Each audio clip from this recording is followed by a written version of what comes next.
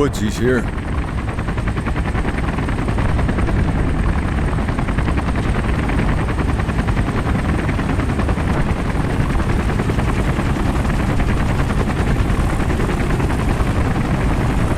Mason! Woods, you look like hammered shit. It's no time for shit in the jungle. It's nah, baby. Nah, baby. Nah, baby.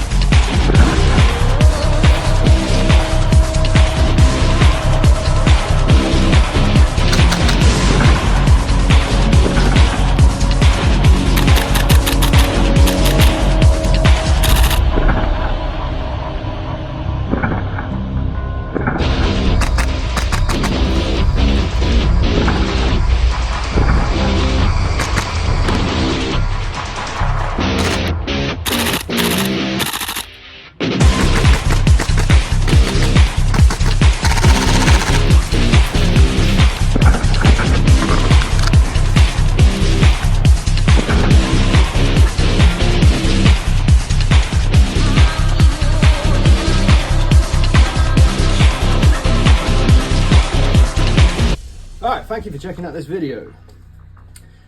In this one we're going to see how much of an absolute virgin I really am at heart. This video is going to be all about my Black Ops Commando build, and we're going to take a little look at the Black Ops Commando, how it kind of evolved from game to game, and what's wrong with it and why that's okay. Black Ops Commando is obviously like an iconic video game weapon. It's pretty OP in the original game. You don't really get it until near the end of multiplayer, after you've like risen up through the ranks. And yeah, it's dope. In this video we're going to go over everything about it, kind of mostly to do with the first game, what was wrong with it, the inaccuracies, because there's lots of inaccuracies in that game, and we're going to go over my build, as well as what you can do to actually make a more video game accurate clone of the one that's in the first game. So before we get into it too much, got a few little shout outs I need to do. Credit where credit's due. Other YouTube videos have been like a source of information. So Agent Espo recently did his Black Ops Commando video, as well as Scout Trooper did like his one, and he does like a gold one, and he does like the red tiger stripe one as well. Got a few videos on it. Agent Espo's video goes into quite a bit of detail about all the inaccuracies of the game, of which the Commando is one of them. And then Clayco47, he's got his sort of mid-length carbine that's all done up to look like the Black Ops Commando. I think that was one of the first kind of clone ones to really be on YouTube, and that's a really cool video too. Check that out. Also, Mayday-san, Airsoft, so he did his video, kind of beat me to the punch. Bigger channel, really cool video. I've wanted to do this for quite a while. I'm not copying, but just kind of beat me to the punch. But it's a really good, he's got a really good series of videos on his Black Ops Commando, and some cool gameplay of it too. So the eagle-eyed viewers among you may notice that this isn't my Black Ops Commando. This is my Mark 18 Mod 0. No, I'm not doing the wrong video.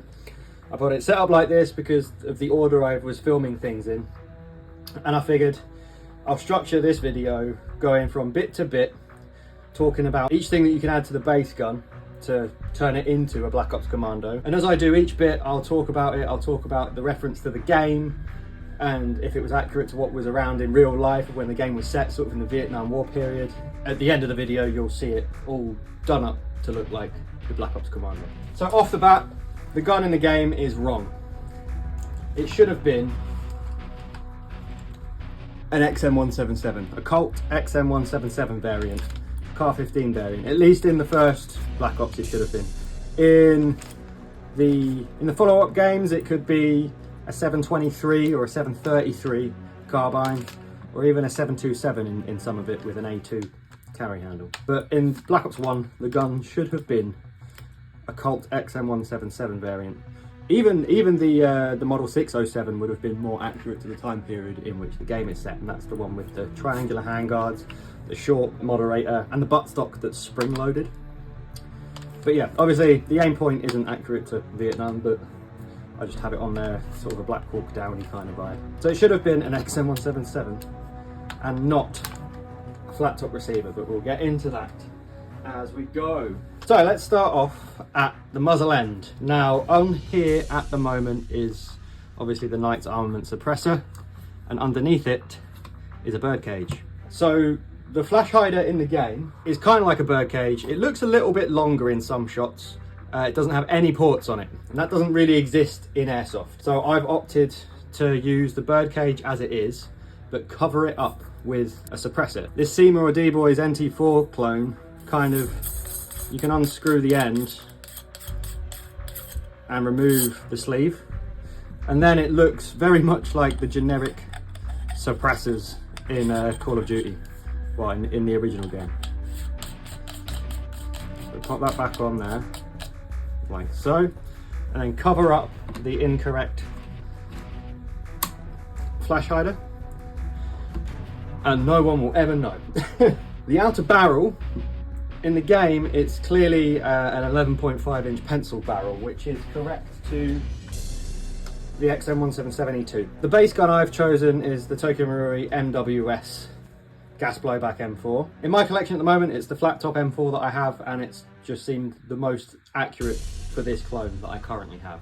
As I said, there is a way of doing it a bit more accurately to the game, and we will get into that as well later. So mine has a 10.3 inch outer barrel, which is incorrect. I could add a little inch long outer barrel extension, and it would look a bit more accurate, but I'm not overly fussed by that.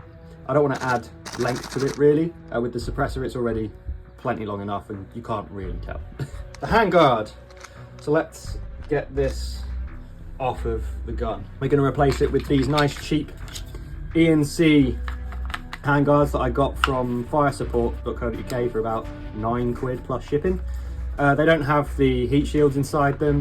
They're made for an AEG, so adding heat shields just takes away your battery space. This is usually where your battery might go on like an XM177 AEG. We are going to use these.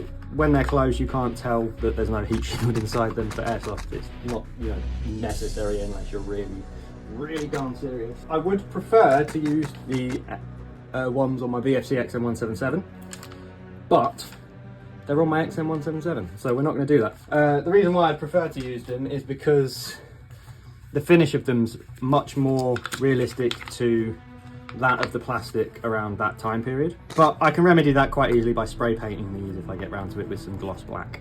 So let's get cracking with that and I'll explain why it's actually wrong. Now the handguards in the game, they don't look like this. They look more like this. They look like they're on sideways, but they've also got nothing on the sides. They just goes all the way around. So it looks like they split at the top and then the ribs just go all the way around and there's no vent hole, which is obviously like ludicrous. You can't get, they don't exist in real life. So if you wanted really like game accurate ones on your clone, you'd actually have to like fabricate them yourself, like 3D print them or something. It's really weird. I don't know why they've done that. It is something they corrected in the later games. For the original Black Ops game, that's what they went with, and it was really weird. It was just badly animated, I think.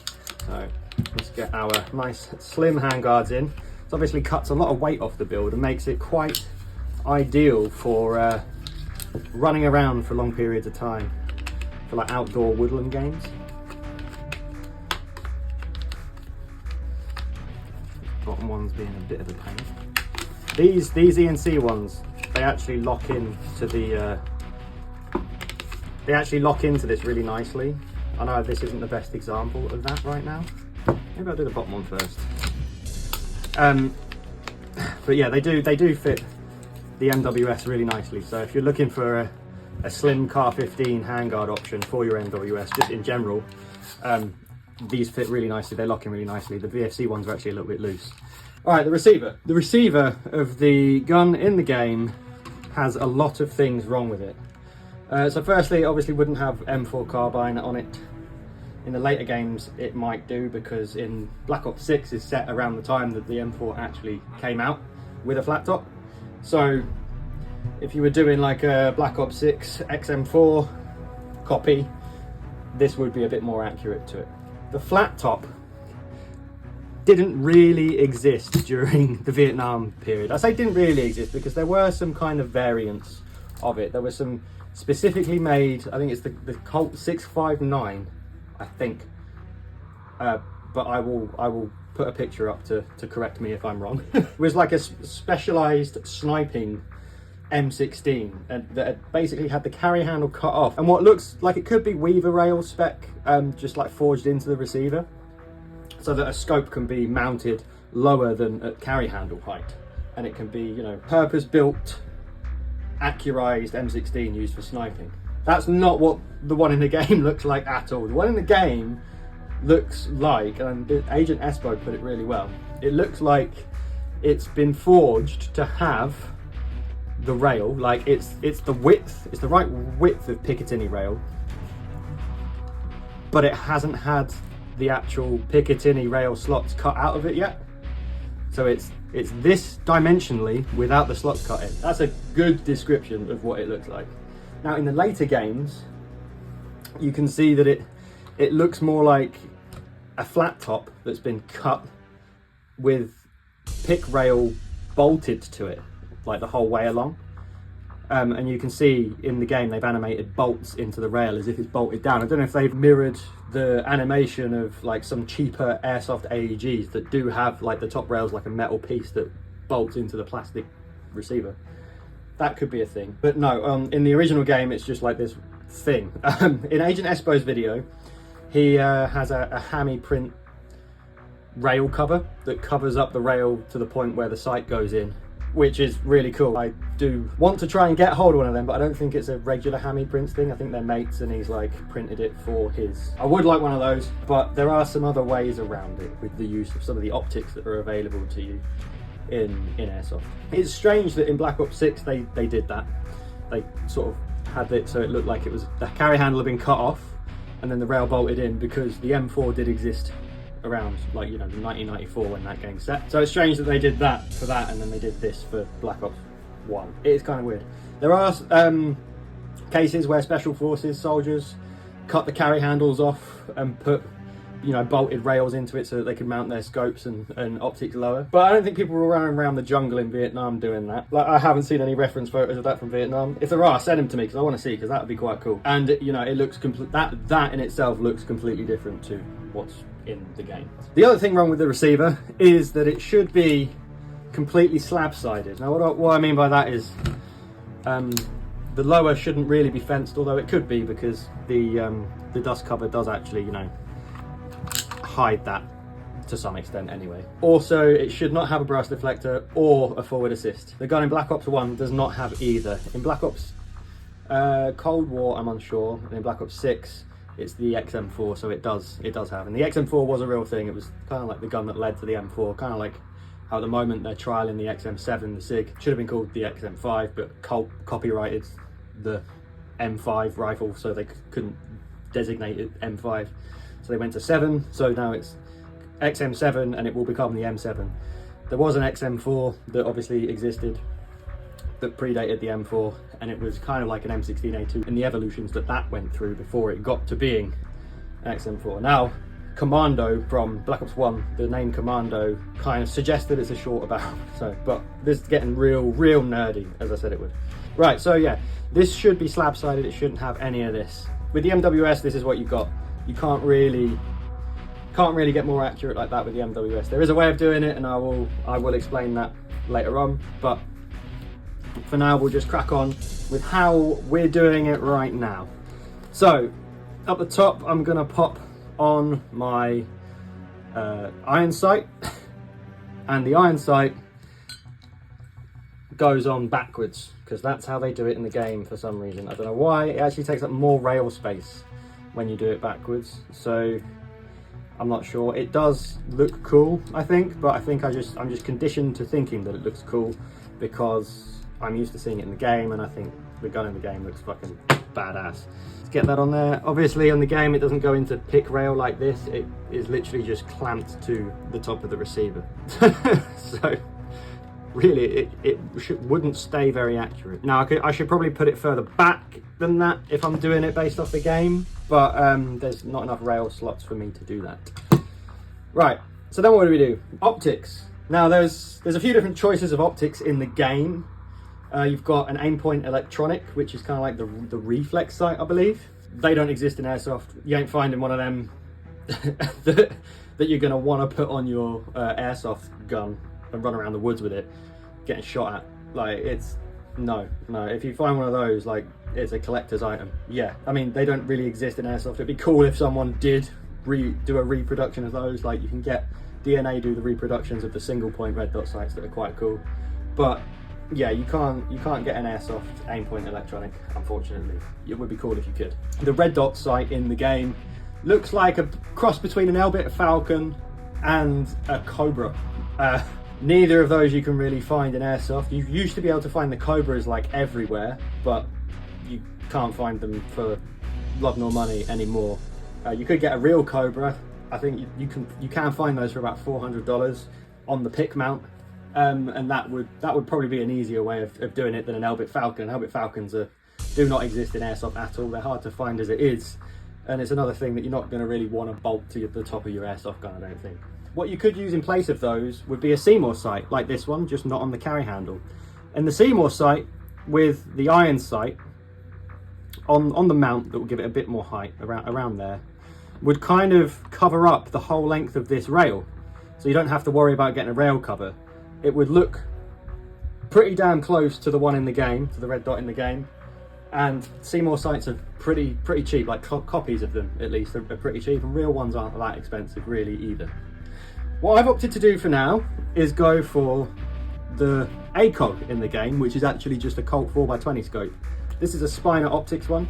I've owned the GMP one, which has a slightly different mounting system, and the Vector Optics one. And I must say, this Spiner Optics one is much better. It doesn't have any logos on it, which I really appreciate. I think that the only better thing than this would be to get the Brownells one or the Colt one that's actually made in the same factory as the originals.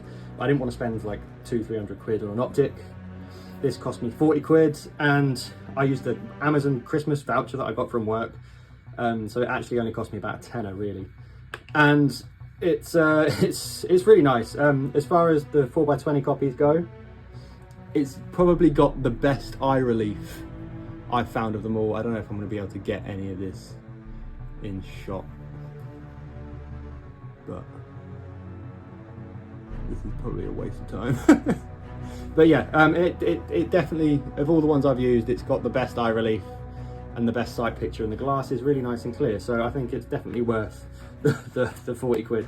The only thing I've done to it is switch this mount around, so I've undone these screws and switch the mount around because I'm that special that this QD mount isn't on the one in the game that you can see visibly from your first person right-handed shooting point of view. So I wanted to flip it around so that it wasn't in my sight picture when I'm holding the gun. So let's go ahead and quickly pop that on now. The QD makes it very quick to do. You do have to have it quite far forward, however, because there's a little notch on the mount, and otherwise it's too far back and hits the irons. So we're going to clip that in like that. And yeah, we're looking a lot more commando-y. Now, the MWS has an A2 grip. I've gone for this A1 grip It's a SEMA CGS one. It's actually really nice. It only costs about £7 from eHobby Asia, plus shipping. And it's got a really nice feel to it. It looks like it's got sort of like it looks like it could be made of Bakelite, really. Trigger guard, just a standard one. I believe this is actually the VFC one. I accidentally put them on the wrong way round when I was replacing them. I would prefer it if it was this thinner one that's on here. I'll swap them around at some point when I can be bothered. At the back of the receiver, we do have this sling point here. I know it's inaccurate to both the game and real life, but I use it, especially with the sling setup from the game. If I want to run a sling, I need to be able to clip it into here because my other points are sort of taken up by the setup that is on there. Moving back, we have the stock. Now the stock should be on a 2-position buffer tube. Obviously, operators that used 2-position buffer tubes in like the 90s and the 80s were prone to like drilling in extra holes into the adjuster so that they could run it with at different lengths depending on their body armor situation. But we're not going to bother doing that. We've got a 6-position tube on here. We can just say that we did that. We can say that that's why it's 6-position because our armorer did that for us. Really, it should be a 2, but we'll get this B5 soft mod style stock out the way, and we'll put on our stock. Now I'm choosing this. This is a VFC stock from the Olympic Arms M4. It's the one that came with that. So we're gonna go with this one. What I would like to use again is the aluminium stock that's on my VFC XM177 because that would be much more accurate to the stocks that were around at the time. It doesn't have the enforcement ribs because it doesn't need it because it's made of aluminium. But again, like it belongs on the VFC XM177E2, so I'm not gonna take it away from its home. Instead, we're just going to use this. You can find these style of stocks everywhere. You can get them used quite frequently for like a tenner. The VFC one fits the stock tube really well. There's like hardly any wobble in it at all, which is quite nice. The stock that came with the MWS is just an AEG stock that wobbles like hell. So yeah, get that in there like so. If you do have the stock all the way in, you'll need to put up with the weird angle of the Marui stock tube. You could put a pad on that or something, but you're probably gonna run it out a little bit anyway, so it doesn't really matter. Now, get that 30 rounder out and get this Jungle Mags 20 rounder set in. Now the magazine should really be a 25 round magazine. That's the one that's in like the icon of the gun. I know it takes 30 when you're using it in the game, but the icon when it's like press X to pick up this gun, the icon for it is a 25 round mag, which is like, it looks like the 20 rounders is just like a bit longer. That also doesn't exist in Airsoft, so we've opted to go for the Jungle Mag with them taped together because it's badass. Now with the Marui, Jungle Mag in it is a pain to regas. You have to like unjungle mag them to regas unless you've got a decent extension that's really long to fill up your mags with. So that kind of sucks.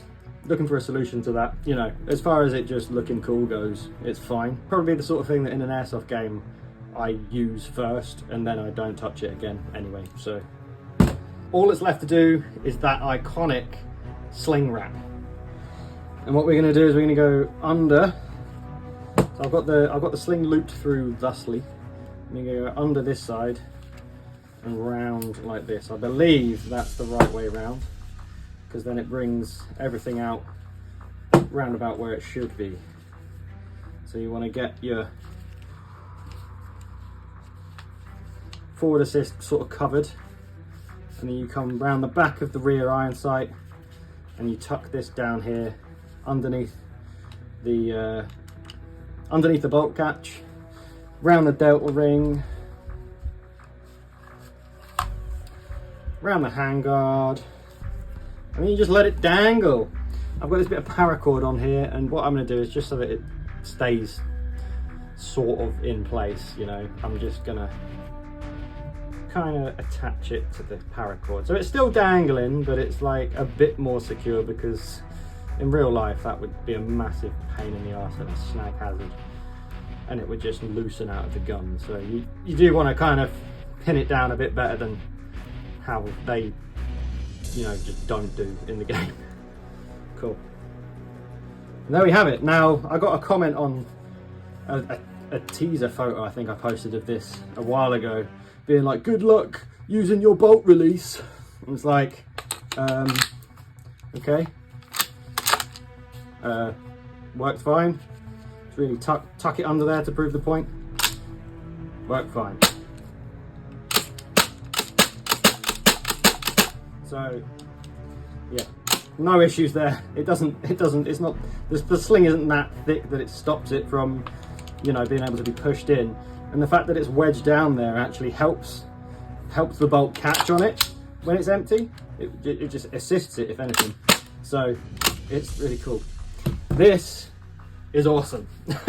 This is really, really, really awesome. I love this setup. It's really light and nimble. Having a magnified optic on a gun this short is a bit foreign to me, but I can get used to it. Having the optic on with the iron sights is obviously wrong for the game, for the gun in the game, because when you put an optic on, the iron sights are just deleted.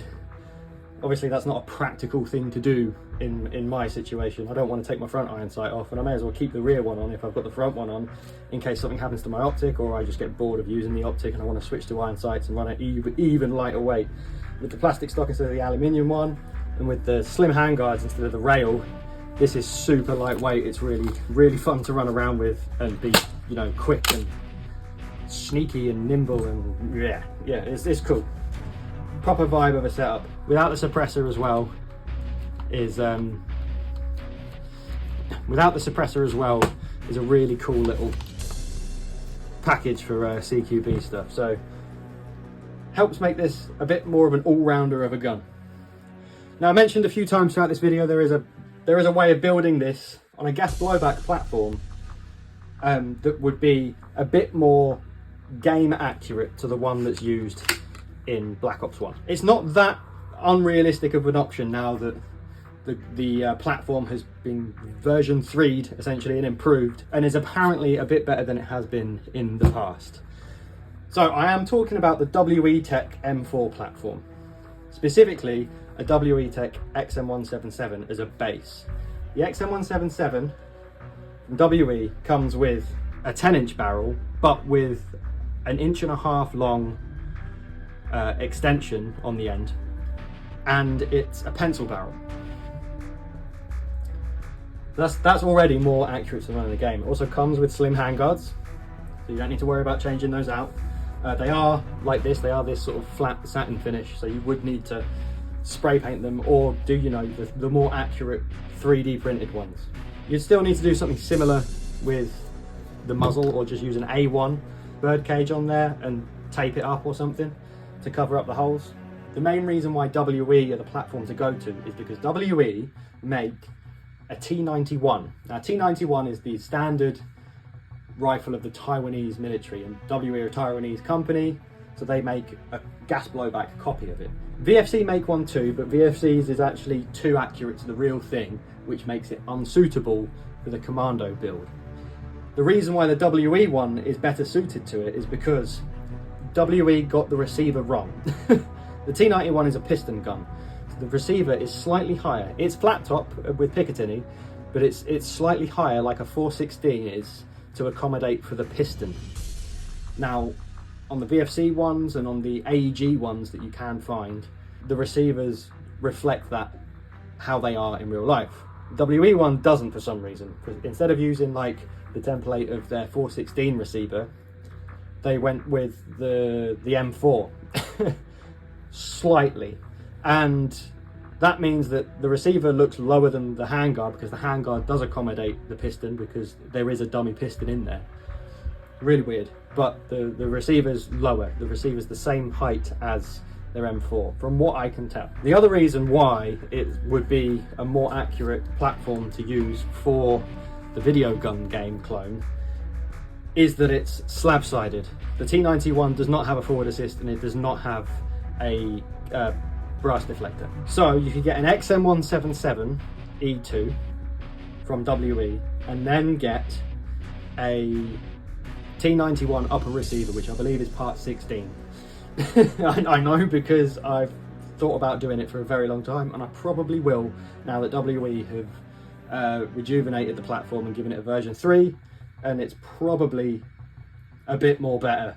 In the past I've had dreadful experiences with WE rifles, and that kind of put me off, but now it looks like it might be a viable option. So in the future I will be probably rebuilding this with the WE platform.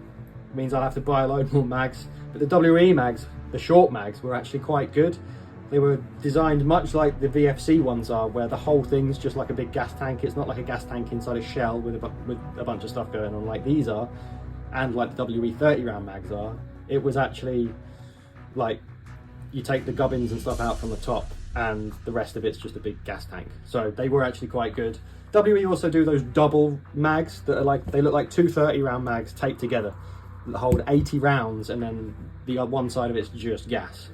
And I didn't have any issues when I was using those either. So that would be a better way to do the Black Ops Commando, but more accurate to what the video game gun actually looks like. So I guess this little intro part of the filming I can also use as a bit of an update on the MWS and how it's performing. It's currently about 7 degrees, which is round about what it was on that first game I took it to. I fucking hate loading these mags. But the positive of loading the mags right now is that I'm loading the mags. Like, I've gone through all my mags, the 7 mags, and I've been able to, you know, go through them all and keep gassing the mags. So we're gonna see how it's going. I'm doing the usual things. I've got some of them close to my body heat. I've got a lot of them in pouches that have got hand warmers inside the pouches. I don't have to do that with my VFCs, but it's definitely an improvement over that game. I'm just going to film the last few cinematic bits.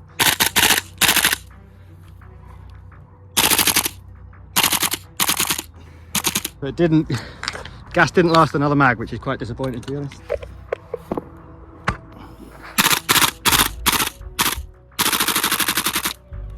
That did. So that's my Black Ops Commando currently. I'll post more updates if I do that WE version, but obviously for now this is wicked. Can't wait to use it. Can't wait to get it out there and game it like this in this configuration a bit more, because it's really fun to run around with. It's really compact and lightweight. Thank you for watching. If you've made it all the way to the end, thank you very much. You're the best. Like and subscribe if you like my videos and you like what I do.